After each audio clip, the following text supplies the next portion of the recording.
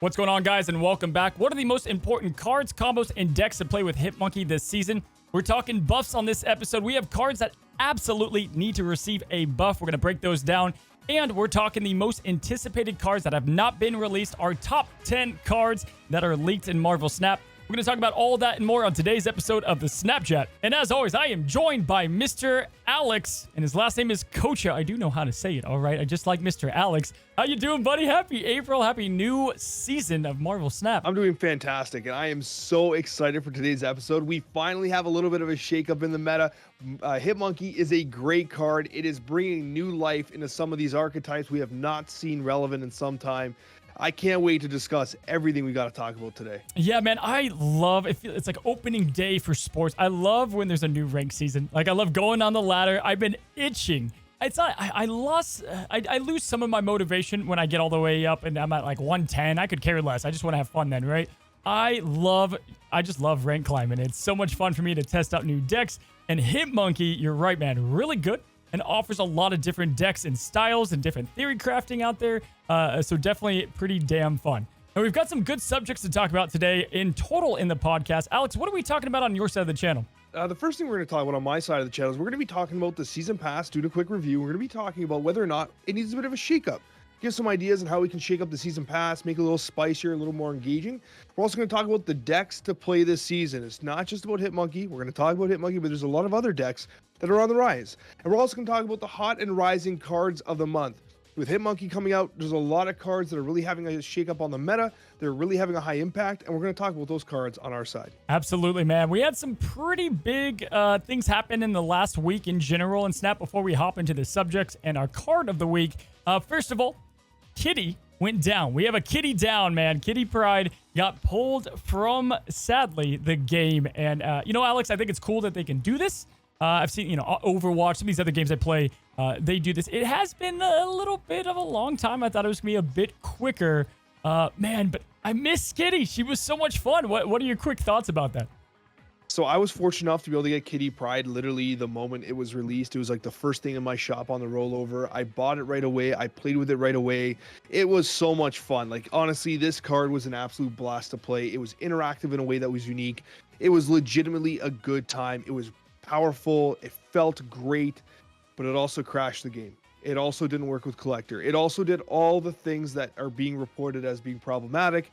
It had to get pulled out. Because if I'm playing a ranked match and then we're going to 8 cubes and my opponent disconnects, that's not fair for anybody involved. I tell you, she scares me, man, because we already know Monkey Bounce is so good. And I like what she was doing for Bounce was awesome. And just wait until we get our hands of Hitmonkey, Kitty together. The whole Animal Squad. Animal's a symbol. It's going to be pretty dang nutty. And it is sad, but she shall come back, hopefully. Outside of that, we didn't have too many crazy things. We had the frog bundle come out, right? That was very expensive.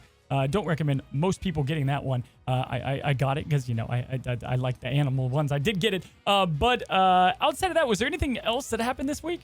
Cozy, we're all getting a brand new pixel variant for free. I mean, a mystery variant, and it's going to be coming in the inbox due to a minor glitch with the way the season pass works. We have one that's locked behind a paywall that was not intended to be, so the development team has stated that everyone is going to be getting a variant in their inbox for free. Yeah, I'm glad they're doing that. It was sad to see the mistake, but at least I'm glad they're rectifying that. And I don't know, but I love mystery variants. Like, I know it's like Vegas. Like, you go there, you know you're going to lose. You know it, yeah, but the fun is just playing it. And I'm like, come on, I hope I get something game-changing, something that's really going to make me just stand out on the Marvel Snap boards, and then this beauty comes out, and I end up with an angel pixel that never sees the light of day. All right, so Alex, let's go to the card of the week, and I tried to pick one that was a little bit on flavor with what's going on. A lot of players don't have access, kind of judging if they should get it before she drops down, and that's going to be BAST. I want to know from you, what are your thoughts on BAST? First, give me like a 1 through 10 rating, or maybe S tier through F tier. Like, where do you put BAST? I think it's like an 8 out of 10, maybe an A tier. See, now you're confusing me. 1 tier. How do we do these tier lists? Everyone's doing different. They all line up. Yeah, so an 8 out of 10, right? It's a good 8 out of 10. And the one thing I will say is that a lot of people sleep on this card. Anytime I include it in a deck, they're like, do I really need BAST? It feels like a lot of people think this is a card that you can like easily replace. But once you get BAST and you experiment with it and you play with it, you realize just how much it contributes to some cards you just don't see played. You notice just how powerful its interactions are. It naturally has the disadvantage of really being wanted to be drawn on one. Like, you don't want to play this on turn 5, obviously. Yep. But when you have it on turn 1, it's a near snap condition if you've designed your deck appropriately. For sure. And like the deck design isn't even that crazy, guys. All you have to do is sort by power, and you can just come here and you can see really my kind of zone for BAST is 4 power and down. At 4 power, they have to be offering me a good ability like Sarah to really make the difference. But even if you have like a 2 go to a 3, it doesn't matter as long as they're helping what you're trying to do right within the game. And then you look at these 0 cost, man, or even like Wolf's Bane that gets a massive value. Wasp becomes a free 3 play, right? Some of these get nutty with BAST, and it's turned to, it kind of got overshadowed with She-Hulk, and it came out in the bunches of cards and definitely wasn't worth that the big token price that it once was. But you could also argue it could have been because of how many decks it does impact, as long as you kind of make your deck around it. Now, I think people don't know, and they should by now, Luke Cage can prevent you from having your Magneto go from a 12 to a 3. It's a little gambling with me, right? Because if you don't get Luke Cage, you're kind of just stuck, right? I think you can maybe sneak in a card here or there. But definitely, I think BAST is going to be everywhere now that Hitmonkey, who is our first subject, is going to really combine well. Now, before we get to Hitmonkey, give me a couple BAST cards that are your like MVPs, and I'll let you talk about them all. I just want to say my favorite. It's got to be Iron Man, dude. Iron Man is a game changer with BAST. Yeah, BAST Iron Man's ridiculous. It's absolutely incredible. And what I will say, I'll follow that up. BAST on Mystique and Cerebro, it's insane. Imagine playing BAST, Cerebro 3, and Cerebro and Mystique are both 3s as well. It's a beautiful thing. And I got to shout out for one more card. A card that I try and force into every BAST deck, even if it lowers my win rate, I just want to play it. It's Adam Warlock. When Adam Warlock's a 2/3, it's like one of the best cards in the game. Card draw is just so good. I've been playing a lot of Adam. A lot of people agreed with our he was underrated. We talked about that last week, and I'm glad to see him come out more. Helps you with those card combos. The thing, and we'll talk about this with Hitmonkey. The thing with BAST, though, is I feel like you need to start including a lot of cards when you put her in the deck. For example, having the swing of a 5-point swing with Hood, and then you get the demon. So it's 11. Dude, 11 power for just 2 cost is so mind-numbingly crazy. So this is another card that if I have BAST, it's like I gotta have the Hood. Just a fun flavored card in general, man. And again, we're gonna see a lot because we have Hitmonkey, and we're gonna talk about the best cards, combos, and decks, and BAST obviously being one of the best cards. I've got to say, this is probably the most fun I've had since Zabu, as far as the season pass goes, for sure, Zabu. And mainly from like a deck building standpoint, I feel like it's kind of endless. People are putting them in Sarah Miracle and Beast the most, which we'll talk about because it's the most obvious. But man, he is more versatile than I thought. Absolutely. And I think that the fact that he's non-reveal opens up a lot of different things as well. I'm seeing him being played with Invisible Woman, which I think is really cool. The way that combination works. It's a really cool card, and it feels like not overpowered, but strong enough that it's relevant, and it's winnable, and it's playable, and it fits into decks that aren't like, I'm seeing Falcon now every once in a while. Who the hell expected to see Falcon, right? So like, this is a good thing. We want cards to like just kind of like resurrect some of these other cards that we're not seeing very often. I think Hitmonkey's doing that. Yeah, and what's great is he comes with a counter, right? So like Zobber, man, it was thoughtless, brainless. You could just plop that guy down and be good to go. Hitmonkey comes with a counter. You do have to put a good amount of thinking to him. I love that you can play him in any order. That feels great for sure. The fact that you can just put your cards down, kind of how you feel. That is decently nice against Arrow. And then there's just decks that can completely oppress the flooding decks, which I think is important as well. And I know we'll talk about on your side. I'm having pretty good success against Shuri as well. He could do a lot of damage. I mean, you still have to do the right things and make it happen, but really strong stuff. I need you to tell me right now, without thinking really, favorite Hitmonkey deck, go. My favorite has to be Bounce, but I'm going to give a special shout out to the Devil Dinosaur variant of Hitmonkey as well, which I think is doing absolute work. Oh, I love it. I love that you said Devil Dinosaur. I actually have a little bit of a Devil experimenting deck here. With the decks myself, yeah, I think naturally Balance is feeling pretty dang good, obviously. I think, though, Miracle is probably my favorite of the bunch. I think just having the access with Sarah to counter what your opponent's doing and put out the big power at the same time is kind of crazy. And it's working really well, right? Even against the bounce counterpart. If someone's playing Hitmonkey, you have Killmonger. And you're just going to wipe out the demon. You just make sure they have that priority first, right? So I like it in that matchup. I think Bounce does probably a little bit better in overall matchups currently. But dude, the Miracle decks are slapping.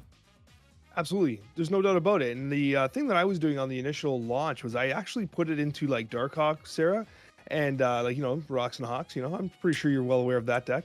And I made a couple of adjustments to kind of, you know, maximize the opportunity to play not Darkhawk, sorry, to play Hitmonkey. And one thing I'll tell you, and I was saying this to my chat while I was Twitch streaming, I was saying, guys, listen, if Hitmonkey's a 2-6, a 2-8, it's a win. Blizzard's a 2-5, and we consider it one of the best cards in the game. Yeah. If it's a 2-6, it's done its job. We don't need it's like a 2-22. We don't need that. If it's 2-8, it's done its job and allow the rest of the deck to work. So like, yeah, we have this fascination with running up massive Hitmonkeys. Yes. Yeah, don't get me wrong. I love it too. But if it's a 2-6, it's better than Lizard, isn't it? 100%. That's the biggest mistake I'm seeing in my recent Sarah guide. I was saying that. I was like, hey guys, if the opportunity is there, and if you look at everything that's around, let's say you have Shang-Chi and they have a big card and Shuri, and you know you're going to have to use that, well, you're going to be pretty limited on turn 6 anyway. Don't save it for the last turn. If you just throw out the Hitmonkey Mysterio, it's 2-6, like you said. Instant value, and then you get the 4 as well, so you're having 10 power very easily. Obviously, BAST and stuff changes that up. So without question, just a good value card, which is why I think it's amongst one of the better 2-drops at the moment. Definitely top 3 in my opinion. I think Lizard obviously he needs less to go with him, and there's other kind of things that, you know, we could look at. Daredevil, Beast, all these kind of crazy things. But Hitmonkey is a very, very good 2-drop. That is a lot more versatile than I once thought. Now, Alex, we'll talk about like the best card combos. I think this is a nice way to kind of lean into that. Dude, let's talk about Mysterio, because this card has everything I love. It's mind games, it's flooding the board and building up the Hitmonkey, and you can also use its illusions way more than just one way, right? There's so many things that you can do with these illusions. Dude, I love Mysterio. He's awesome that he can be in competitive decks now. I mean, I feel like it's once a month you get emotional talking about Mysterio at this point. Like, it's well established that you love the card, and it's like, I think you're right. And I kind of slept on Mysterio at first, and when it got nerfed originally from a 2-5 to a 2-4, I was like, really? Who actually cared that much about Mysterio? And then like, we got to give the development team credit there. They were ahead of the curve on Mysterio, because this card is so good. Imagine it was a 2-5 right now. Like, it would be insane, right? Yeah. This is a damn good card, and you're right. The way it interacts with like the board is pretty cool too. Like, each card is played, so like it procs Angela no matter where it's played. Like, you don't have to play your 4 on Angela. It'll just proc Angela even with an illusion. Obviously the BAST interaction, which almost feels like a bug, honestly. Like, I don't understand how that works. You play BAST, it goes to a 2-3, but all the illusions get 3, so it's actually a 2-9. That doesn't seem right at all, but I'll leave it, I guess. But this card's incredible, and it has very natural synergy with Hitmonkey and with Bishop, who also has synergy with Hitmonkey. So that's like almost the one complaint I have about the deck, right? Is sometimes it's like when you're making a move deck and you're like, well, I've got this card, so I have to have this card. Like, when you make a Hitmonkey deck, you're like, it's a 12-card deck. And you're like, not really. Because if you have Hitmonkey, you should have Mysterio. If you have Mysterio, you should have Bishop. And you might as well throw Angela in there, right? So at that point, you're working off so much less deck space than you think. But yes, very, very, very solid card combo. We already talked about BAST. That's clearly in there. I got to tell you, I'm experimenting. I've got a deck guide I'm about to release on it. I also think that Patriot is going to have a pretty nice space with Hitmonkey. Now, it's going to be a bit weird. I think it's going to take some flushing out, if you will. But the Mysterio alone, the fact that you can now have BAST, which is going to put 3 on the illusions, and then you can, give another 2 to those illusions. You got a Doctor Doom, right? There's your Doctor Doom already with how he's going to work. And then he's going to charge up Bishop. He's going to charge up, obviously, Hitmonkey with the Mysterios as well. So I do like Patriot. I think it does have a home. But in general, dude, I just think it's cards that don't really just synergize with this. It's cards that synergize with BAST, and it's cards that synergize with Mysterio. It's like the 3 of them. You got to look at those 3, and it's probably going to make a good deck out of it. Absolutely, and there's no reason not to believe that a fantastic Mr. Negative deck is not on the horizon as well. anytime you got that 0 power, right? Mr. Negative loves that. And obviously those miracle turns on turn 6 and 7 can be absolutely wild for something like Hitmonkey. It's just so funny how Mr. Negative is, it's got to be probably like him and Ebony Maw are probably the two cards that you either love them or you just cannot wrap your head around why people would play the deck with a card. Like, that's just, they have that enigma around them. And I kind of go back and forth on Negative. There's times I like them, and there's times I'm like, I would rather know my straightforward path to success. You're kind of the same with Negative, yeah? Yeah, I'm not a big Negative guy. With Zabu, I almost feel a little better. Like, we have that second condition to get him up. But you know me, I'm going to draw Negative on turn 7 and just cry. Like, I'm just going to cry my hands. Like, it never works. And it's crazy, but when it does work, it's 8 cubes. It's 8 cubes every time. That's the thing. It's super, especially with Hitmonkey, because you, for once, have this card now that synergizes with BAST, but also you're getting all these free cards, right? You're getting these Arnim Zolas. You're getting all these things for 0 cost. Oh, and then guess what? You play your Hitmonkey, and if you do it right, you can also do the Hitmonkey and then Arnim Zola the Hitmonkey, and it's crazy. There's a lot of really cool potential. I think the burst potential got bigger with Mr. Negative now, and then you can do even some more silly stuff with Jane Foster and just craziness here. But yeah, I think there is a like a tier 3, tier 2 dependable Negative deck that will start coming out of the woodworks a bit more. I saw Galactus in there as well. So good stuff overall. In short, man, I think that we've got ourselves a banger of a season pass card. I think the decks are just getting started. I think the combos are just getting started. And there's a lot more to be solved about our newest card, bud. No kidding. And I really like the design of it, honestly. Like I kind of alluded to prior, I think it fits like the perfect profile of a season pass card, where like it basically is a legitimate card that adds versatility to specific archetypes. It's playable. It's going to win you games, but it's not overpowered. Like, we're not on Zabu level scale. We're not on Silver Surfer level scale, but it's damn good. It's close to Silver Surfer, maybe, but it's not what Zabu was, and it's definitely better than Nimrod.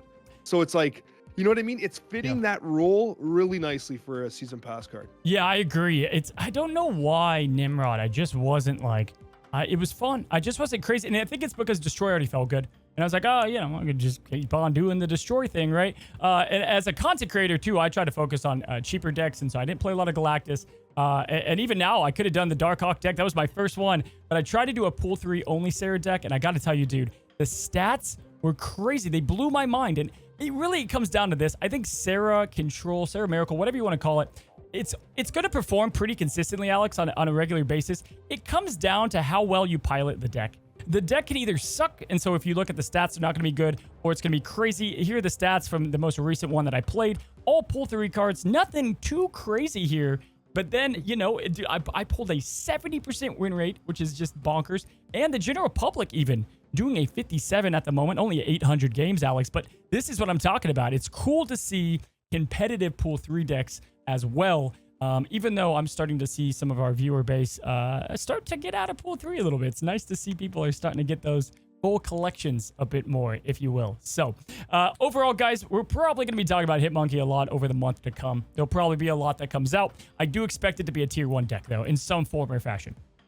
No kidding. And the nice thing about it as well is there's very clear counterplay. It doesn't feel unfair. If you feel like Hitmonkey's all over the place, you play Sandman, right? Like, it's that simple. You have counterplay towards the style of deck, and so it feels fair in that sense. And I love the card. I can't say anything more. Dude, so that Sandman does counter Hitmonkey. What I love about that Sarah deck I just showed you is the Enchantress. The best feeling is when they play Sandman on 5 and you use your 1 card on Enchantress to get rid of the Sandman, and then you're back in with the monkey. The monkey's back online. Like, it's so nasty. But yeah, Sandman definitely really good counter. Wave 5 already very strong. Naturally also counters Hitmonkey. So good stuff there. And now it's about playing Hitmonkey when you anticipate these things to come, right? If you see Electro and it's going into turn 4, drop the low. Drop your Mysterio, drop your Hitmonkey without question. All right, now with that, Alex, let's go to our next subject, and that is our buff wish list. We're not even going to talk about the nerfs, okay? Enough nerfs right now. I want to see some buffs, and they have addressed it. You know, we talked about it on the Devs Q&A. They have something special for how they're going to do buffs in Marvel Snap. Hopefully, it's all at once. And it's going to kind of feel like a new card drop season, right? I don't know about you, but whenever they released like the She-Hulk bunch, it was so cool because there were so many different things to play with. And if that's what they do with buffs, color me excited. So I have a list. I did a season pass video and I asked a question, what card needs to be buffed the most? And there's about 1,000 responses, and there's about the same offenders on all the comments. And so I put it together as the ones that are definitely need to be buffs, and then the maybe should be buffed section, right?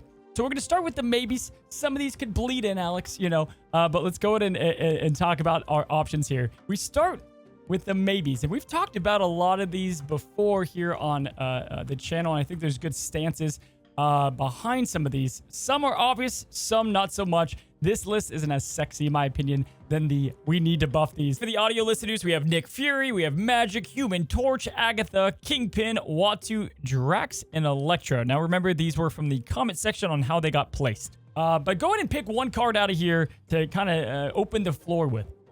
How the hell is Uatu a maybe? That's what I want to know.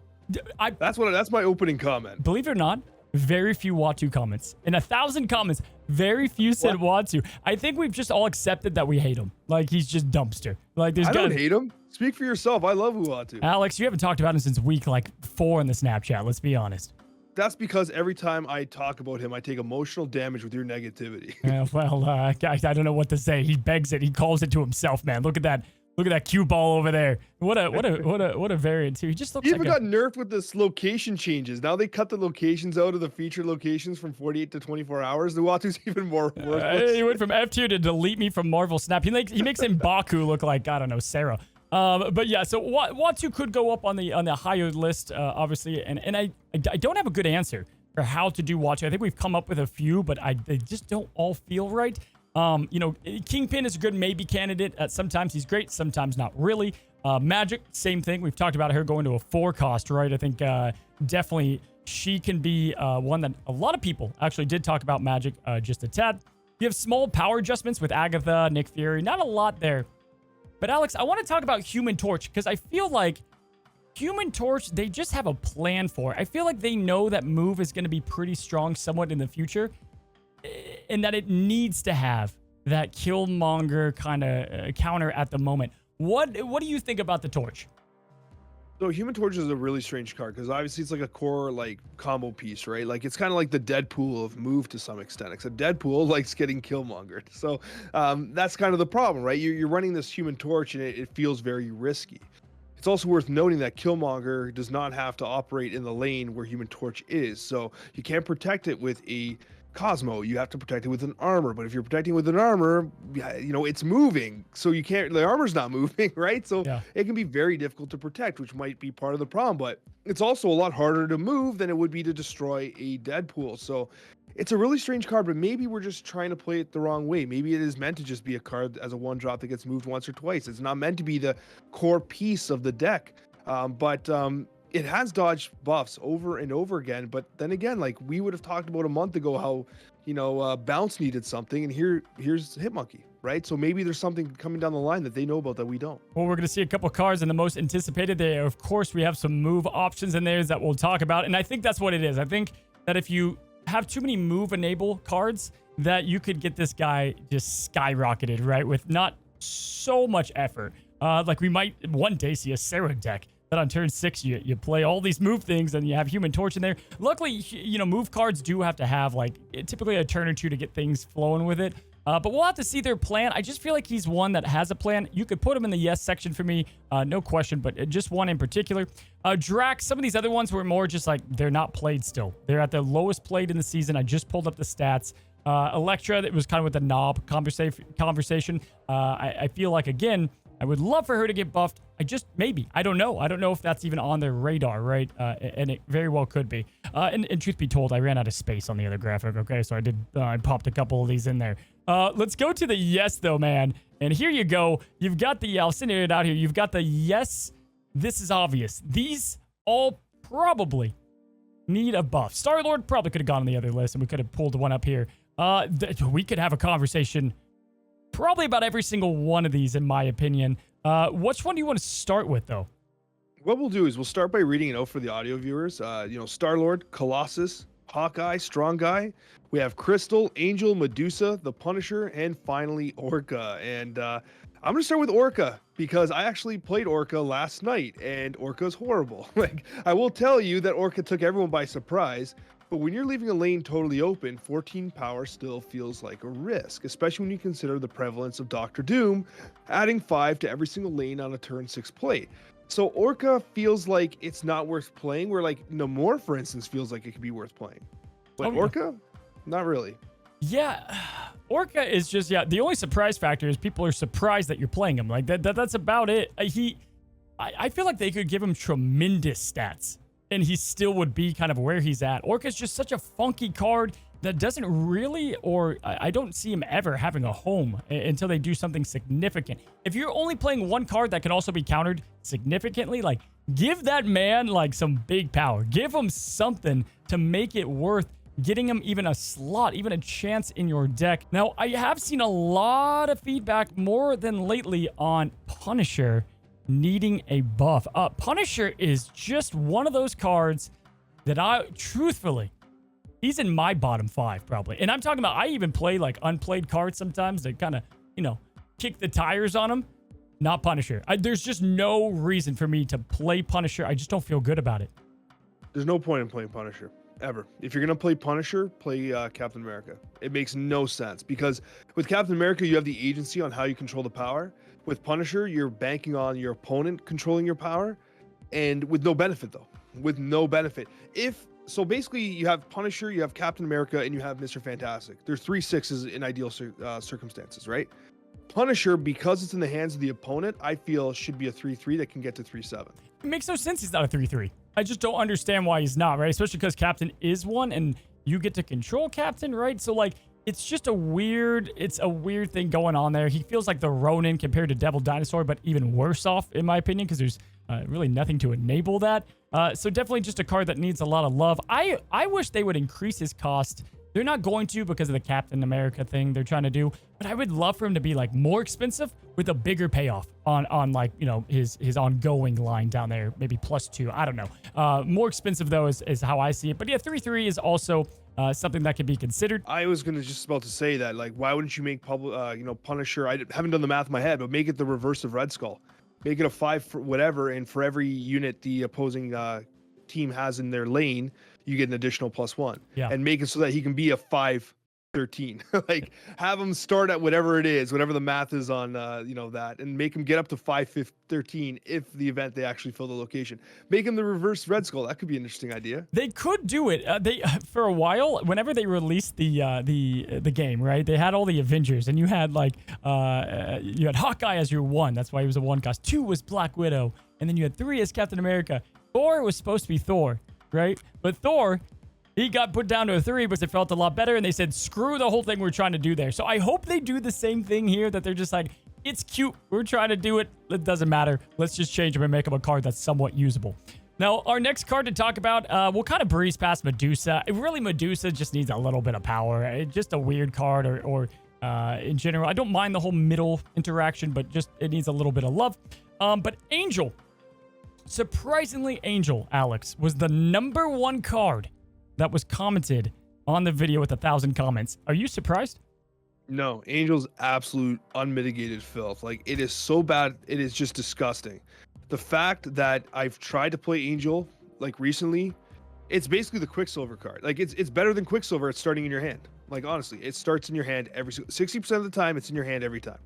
And it's so sad. So bad that you don't even want to put him in meme decks, right? It's like, where am I going to get the use out of this guy? And for being so iconic in, I would say in just Marvel, I think he's a really cool character. It's a travesty. It's a travesty. I get what they tried to do.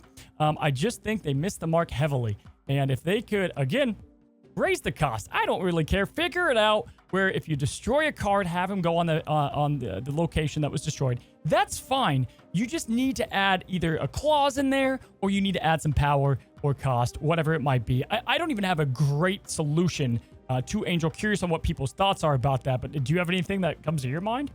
I mean, my first initial thought would, like, make it so like it's like Chavez, it can't be drawn. But then is it too strong? Because it's basically, you know, you can guarantee destroy it, right? Like it's so easy to destroy something, right? So it's effectively Chavez going onto the board because it thins your deck, right? But it's not a consistent turn 6 play, which Chavez is, which can be an advantage at times. So like, I mean, that's the easy thing, but you wouldn't want it as like a 1-1 because then there's no point in actually it coming onto the board. Because what do you want? A 1-1? You want a, you know, a raptor on the board, which is basically what it is. So like, yeah, it's a little tricky, isn't it? What if he saved a card, right? So hear me out. What if he saved a card from being destroyed? So whether that was from your opponent. Now the Shang-Chi thing, I don't know. That's probably too strong. But if he saved a card, it could kind of be cool. I don't know about you, but every now and then, like when you deathlock a lane or you carnage it because there's some other cards there, and you're like, man, that was on X Mansion. I wish I could keep that the thing or whatever that's on that. What if Angel could save one of those cards from being destroyed? I don't know. That's kind of interesting. That's an amazing idea. What if it's in your hand?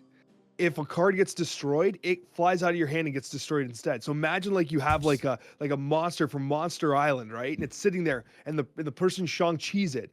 As Shang-Chi punches, Angel comes flying out of your hand. Not your deck, it has to be in your hand. It flies out of your hand and just like takes it like Mr. a bodyguard. President. Yeah, Mr. President. Just jumps right in front of the bullet. See, funny enough, that just came to my mind right now. It's stuff like that I know they're doing over there, right? They're not sitting there and second doing like, what do we do with this? I think they're trying to find the right fit. And to talk about like a Wolverine style rework, God, that would be, it would make Shuri. It flies out of your hand, like it flies. It would make Shuri even better, but we'll talk about Shuri and we'll get that fixed up before we have any type of that come out. Because can you imagine you finally get the Shang-Chi on like Red Skull and then he comes out? But that's a nerf to Shang-Chi, which is what everyone actually kind of wants too. It's a nerf to Shang-Chi. I don't want a nerf on Shang-Chi. I'll be honest. I like him. I think that's a hot take. Probably. I mean, he's annoying and because he's in so many decks. I like that you always have to fear Shang-Chi. I think it's an interesting mechanic. I think it allows you to again, just not have this power game, I guess, right? I like these complex decks rather than like look at my big number on the board. And maybe, you know, you can nerf him a little bit, but that would be a big nerf. That would definitely be big, but it would also lower Armor's play rate a little bit too. So I don't know, could be worth it. Yeah, no kidding. It's a pretty interesting thought. I love that idea. It's such a fascinating idea, and it's kind of like character relevant too. Like I love the flavor of it. From a lore perspective, I think it's a really cool idea, Cozy. You come up with your best ideas on the spot. On the Snapchat, man. That's where you guys hear it first. Let's pull up the yes list again, and let's talk Crystal. I will say this about Crystal first. She has some of the best variants. Like, she has some cool variants in Snap. Now, if you look at Zabu, when he was at his peak meta, right? Guys, Crystal was still not played. Nobody played Crystal, even when you were supposed to play Crystal. Like, just nobody wanted to play this card. We've been kind of dumping on this card for a very long time, Alex. I just don't know what they do, because here's the thing. I've seen now a lot of comments on how you fix Crystal because she has a lot of potential. I know you're not one that likes the whole give her a couple locations because you like the idea of, you know, the conditionary. I don't think you need the conditionary. I'll be honest. I think that if you're going to play Crystal, like 4/4 is just such a bad value anyway that, like, I don't know, maybe that's just the con that comes with her, that you just get a reshuffle. The thing is, though, card draw in Snap, as we can see with Adam Warlock, is so good. It's too good. And so they're very careful, I think, about that. And I think that's why Crystal has been ignored for so long and why she might even just get a small power increase. I think that's the biggest problem with her. So let's talk about the whole dials, right? We talked about that in the past. So what are the dials here? Let's play a game. What are the dials? Yeah, you have power, right? Yep. What would you do with the power? Yeah, I mean, increase it and decrease it depending on what you do with the other dials. Okay, so let's say, like, would you increase it to 4/6 like a white queen? Yeah, 4/6 feels good. Okay. Would you have it draw 4 cards and stay at 4/4? No, it's too good. Too good. So see, now we're finding that balance, right? And you said that you'd rather have it shuffle the deck no matter which location it went into. I actually think that's a nerf. Yeah, no, I know you've said that take. I just would. Well, okay, if it's a 4/6, then I don't know if I would want that ability all the time. With the 4/4 stat line right now, I think I just want to use the ability because there's only a couple cards left in your deck at the end of the game anyway, and so that would help, you know, just increase those chances on like turn 4 or 5, and you would almost always want to use it for that, right? And you don't want the 4 stat. All I'm saying is, as someone who has played way too much Crystal because I let Twitch chat design my decks, I'm telling you right now, there's going to be times where you're like, I don't want to shuffle my hand. And I have Crystal. It's the only real play I have. I don't want to have my deck shuffled. So you play it on the right or the left. So you can play a tempo play on turn 4 because you have a turn 5 and a turn 6 play in your hand already. But what if it's like Maximus, where it's like you just accept the con for the power? Okay, I can see that. But then it would have to be significant power. Like we're talking like Typhoid Mary's a 410, right? Like 410 is kind of like the meet a hard condition, get the power. Crystal doesn't get to 410. Like we'll never see a world where Crystal's 410. So like what kind of negative are we talking about? It's going to be interesting. I think there's a lot of dials, and I think Crystal is one that they do have to be careful with, because there are, again, because it's only 12 cards in the deck and you only have a few left, you do need to be careful what dials you do twist and turn and whatnot. And it's just crazy to think that there is a world where we might be excited that Crystal's in our decks, man. That's such a backwards, bizarre world for those that watch Seinfeld, Bizarro World. I don't know. We'll have to see with her. But let's go to the next card. We can talk about Crystal probably for hours, man. Strong Guy is the next card, and I think it's funny because Strong Guy had his heyday. It was a very small heyday, but he had his heyday more so in Pool 1 days. And man, the fact that MODOK came out, and I was like, all right, it's gonna be his time to shine, and he still didn't. Just makes it known. And he was one of the more commented cards that do need to get some love, or does need to get some love. Yeah.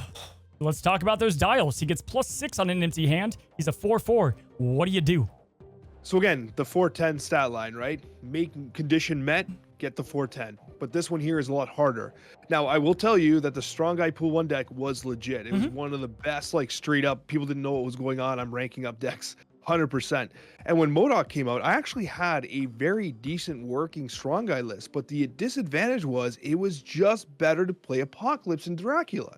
Like, it was just better to play that package. Like, Strong Guy is never going to be able to play with Apocalypse. Like you just said, too, like his biggest competition, Dracula. You're going to play Dracula on 4 every time over Strong Guy. So it is a bit weird. You had him come out some in the, like even Lockjaw discard. You kind of saw him every now and then.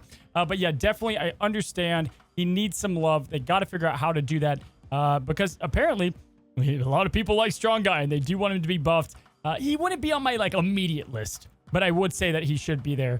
And I put him in obvious just because the sheer number of comments. Now, Hawkeye, I have played a Hawkeye and did that like I was hacking a Lugia. Hawkeye, I feel like I played him more than I ever have with a bounce deck. Kind of fun. You play him out there. You build him up. You put him back. You can put him back out there. And then he actually does have some nice scaling to him. And he's a free card. So I did have some fun with him. But it's Hawkeye. In fact, he's the only Avenger that's just pure garbage, and that just feels so wrong.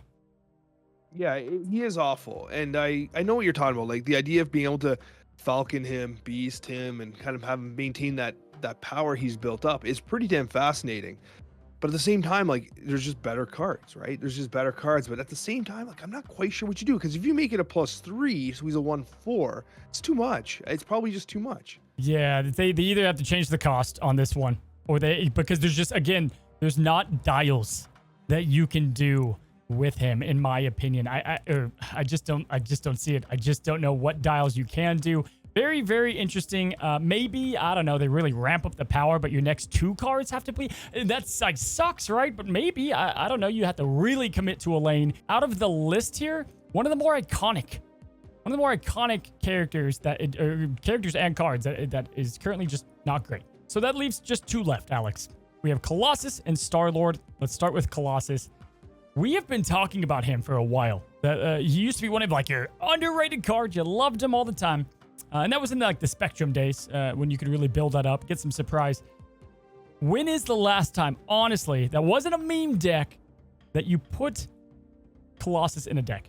The last time I played Colossus in a deck, I played it in a Destroyer-based deck, which basically allows me to play Colossus into a lane, protect the other lane with armor, and then play the Destroyer on top of the Colossus, effectively giving Destroyer additional 3 power because Colossus survives. Now, the one thing I will say about Colossus is I think 2/4 is probably a good spot for it. However, with the prevalence of like destroy based locations, even a place like Negative Zone, this card does get its value, but it's not as consistent. And I think that one of the things that's probably impacting it is the irrelevance of Spectrum. So I'd love to hear your thoughts on how you would use it. Dude, barely at all. I mean, I think a Rickety Bridge, I used it, was the last time, like that hot location, that was kind of cool. But the problem with that is, and it kind of just reminded me, is because of Wolverine, good God, I'm going to get demonetized. Because of Wolverine, I just don't, dude, he just does his job almost even better, right? Like, yeah, he doesn't go into the location that you want him to when he gets destroyed, but then he becomes a 2/4, and then he can keep on scaling, so there's more of a reason to play him. I just, I don't want to say for every card. I just feel like Colossus is another candidate, which, like, because we're not playing him at 2, and 2 cost is such a competitive cost right now.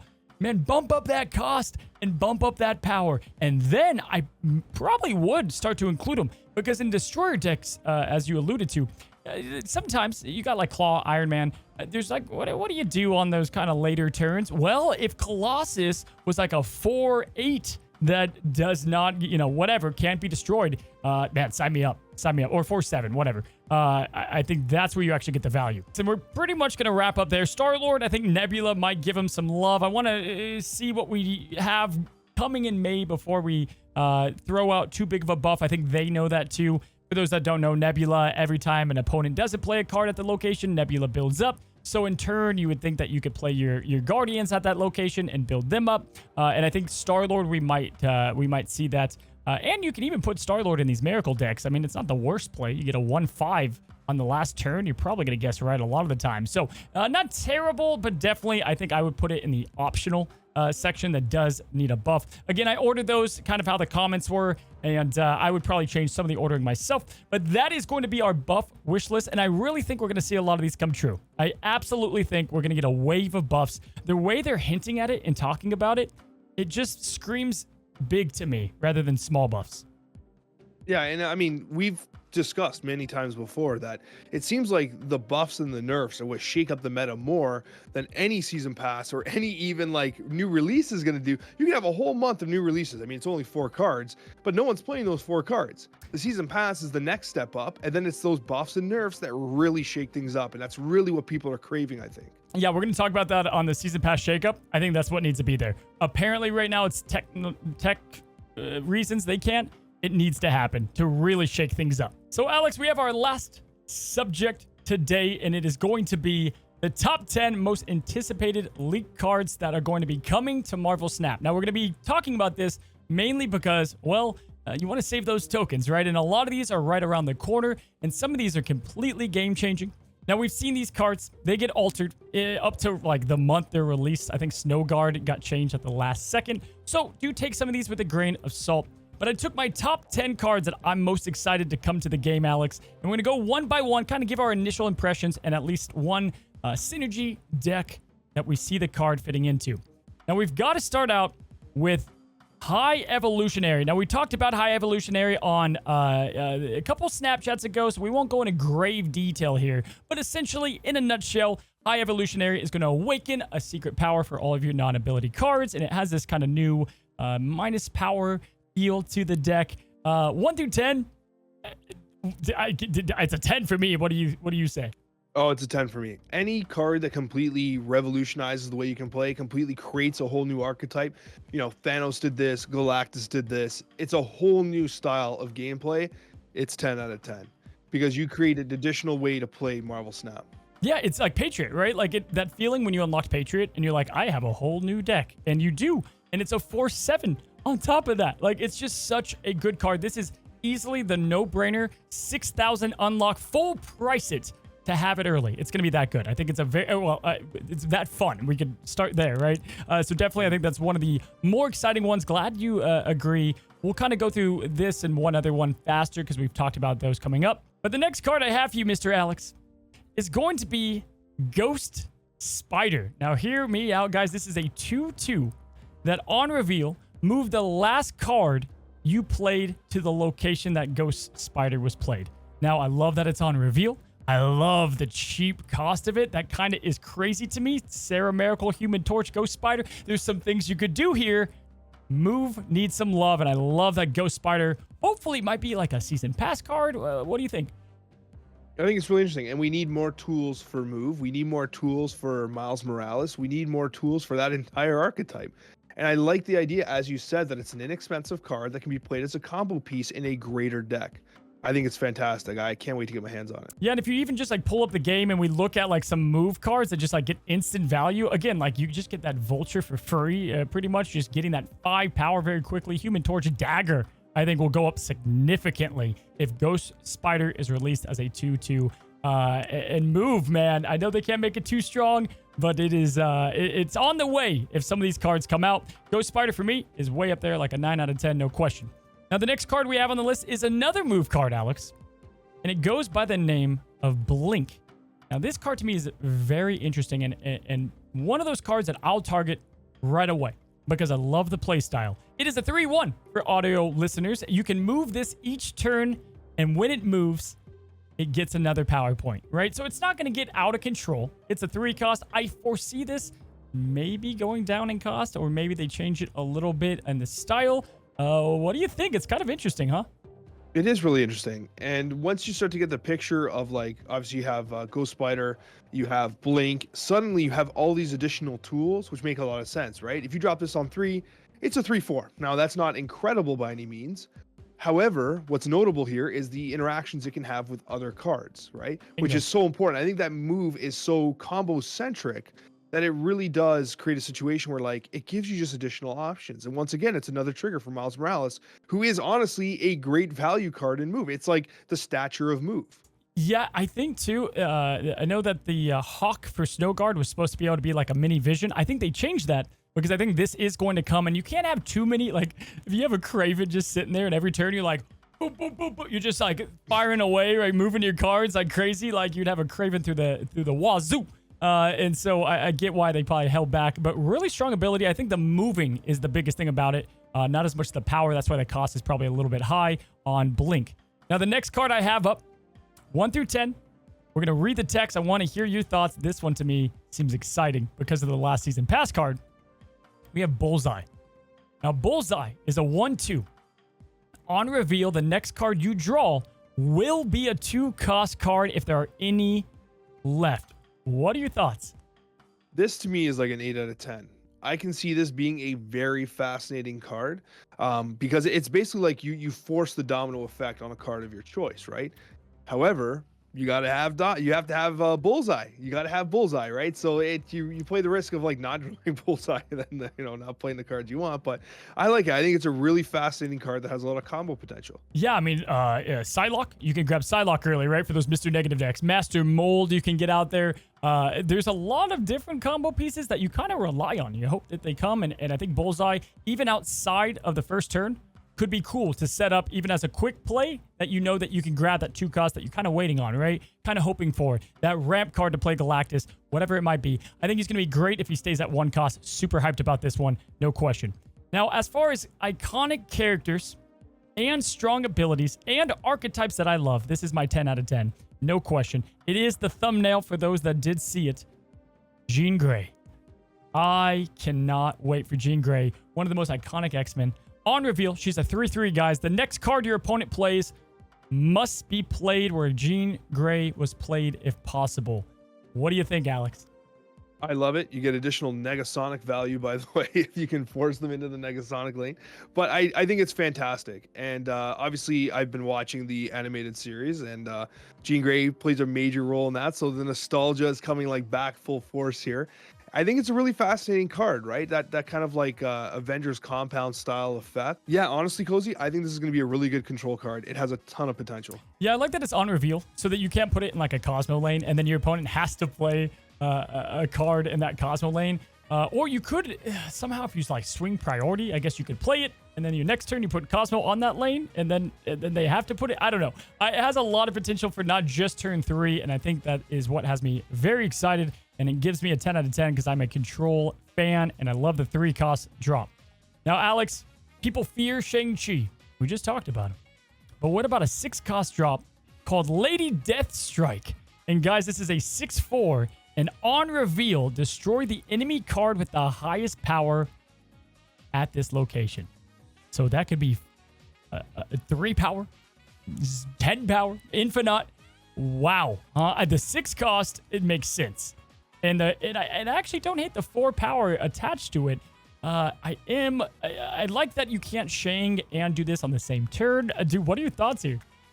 It's a fascinating card because it obviously guarantees you destroy a card. Like no matter what, something on the opposing side of the board gets taken out. So that's probably why it's a 6/4, because you're guaranteeing some sort of value on the exchange. Somehow makes Shadow King even worse, because that was like his one shtick, and now this Lady Deathstrike is going to come in and do that job anyway, right?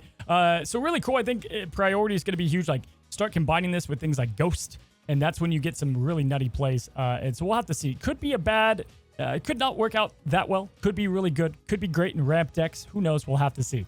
Now, the next card is probably going to be a big bad. Probably going to be a permanent, if I had to guess, 6,000 card. And that is Mephisto. It may not. It may not. I just feel like his power screams it.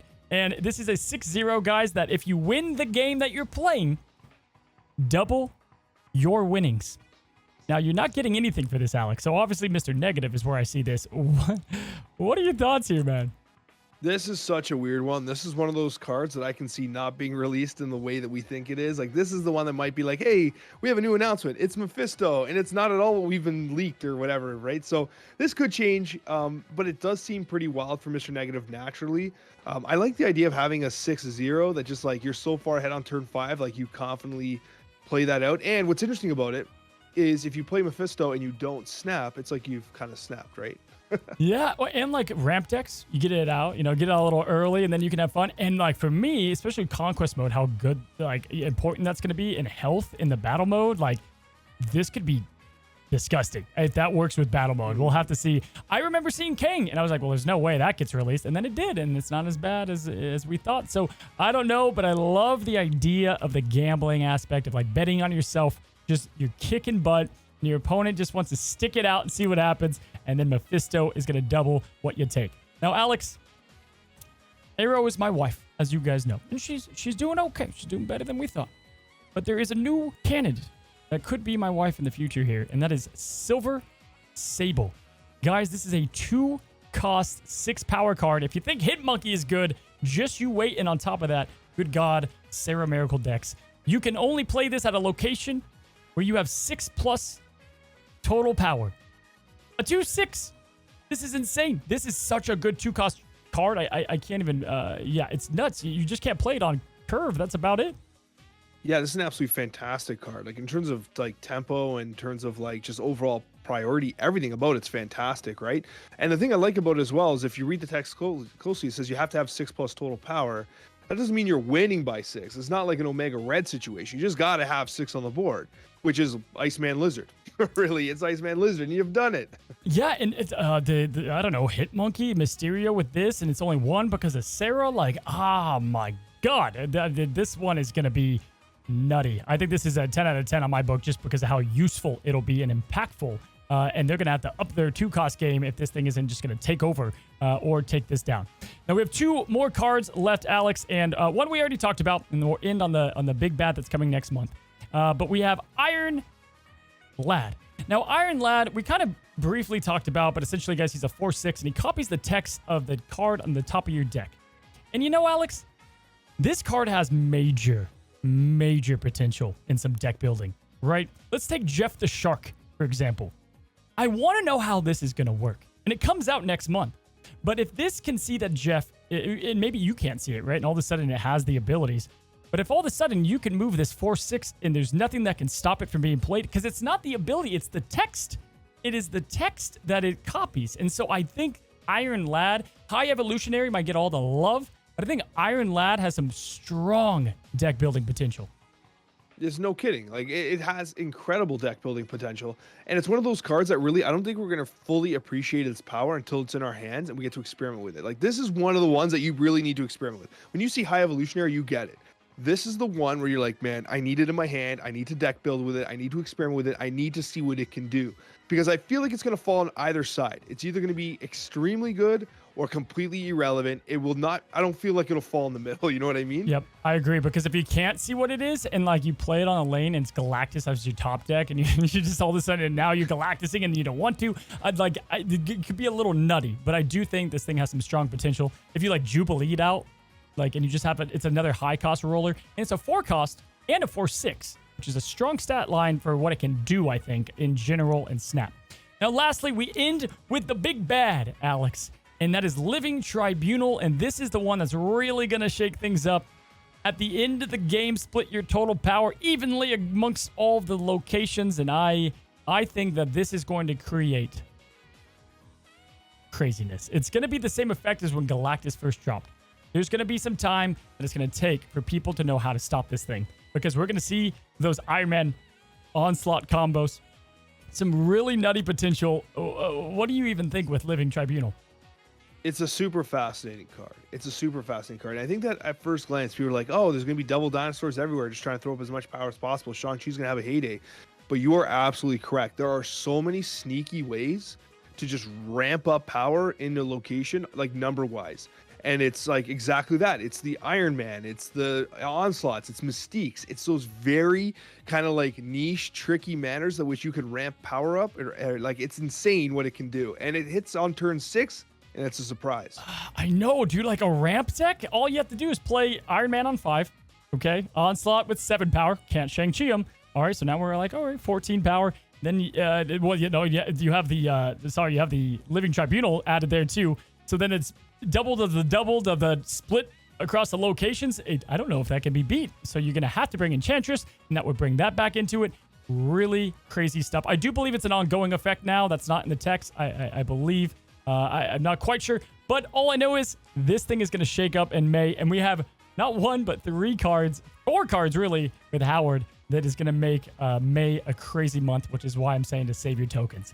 Guys, thank you for coming to yet another episode of the Snapchat. Alex, I want to thank you for coming and being the co-host over here and enjoying as we talked about the Hitmonkey combos, and we go into the next week. I think we are going to see a lot of change next week, hopefully, with the balance changes. And if you guys want to catch all of Alex's subjects, you can check right here and click on the video if you want to go and listen to the season pass shakeup, the decks to play this season, and hot and rising cards this month. You guys have a great one. Have a good one. And until the next one, happy snapping.